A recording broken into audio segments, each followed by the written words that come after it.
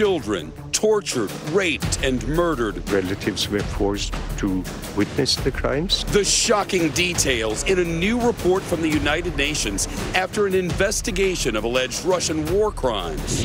The Dow tumbles, now at the low of the year. It is an ugly finish to an ugly week for the bulls. Why the Dow briefly dipped into bear market territory as the Fed works to tame inflation. A tropical depression forms in the Caribbean and could hit Florida as a major hurricane.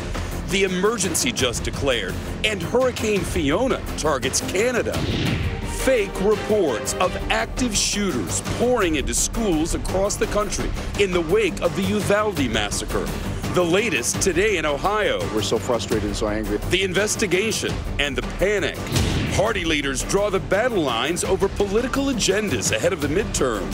Sponsorship shakeup for the Super Bowl halftime show. And we go inside the most expensive apartment listing in America. Played in his final match tonight after dominating men's tennis for more than 2 decades. But he didn't play singles. Instead, teamed up with his longtime rival, Rafa Nadal, to play doubles at the Laver Cup in London. It's a tennis tournament that pits European players against 6 others from the rest of the world. And it was not a fairy tale. Away from tennis, at 41, the greatest of all time. He won more than 100 ATP singles titles, 20 Grand Slams, and 2 Olympic medals. Oil prices tumbling nearly 6% just today. Yes, U.S. benchmark oil price closing below $80 a barrel for the first time since the dead of January. Fears of a recession and its impact on energy demand pushing oil prices down for the 4th straight week. Ford reporting a new pain in the supply chain crisis. The automaker already strapped by shortages of semiconductors and raw materials, and now it's even running out of these things. The brand name plates that go on every single vehicle.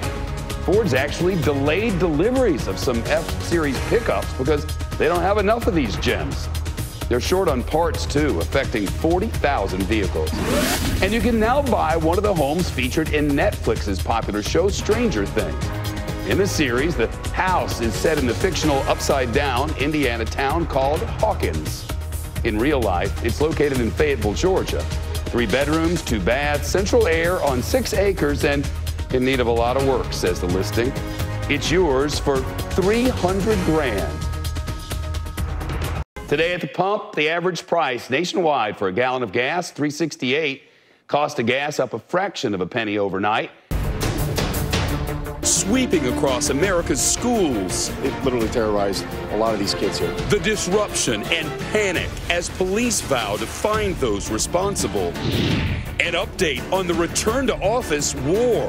The big discrepancy emerging between workers and their bosses. But first, the Republican Party's newest pitch to voters and the Democrats' response. Dueling speeches today from President Biden and House Republicans. Outside of Pittsburgh that makes ductwork, roughly 3 dozen GOP lawmakers were there, both rank and file and members of leadership. And McCarthy even got a standing ovation when he came out to speak. But the commitment to America is more of a set of principles rather than a detailed plan. The top of the list is inflation and the economy. And when I got a chance to speak to McCarthy, I tried to press him on exactly what he would do on taxes and rising prices. Well, the first thing we would do is make sure those tax increases don't come back in our tax cuts. Make those permanent as you go forward. Stop the runaway spending of what this Congress has spent more than any others in a short amount of time. I'd like to take away what the Democrats have done, taking away the work incentive, paying people more to stay home than go to work. We've got a workforce problem out there. He also said the first bill Republicans would introduce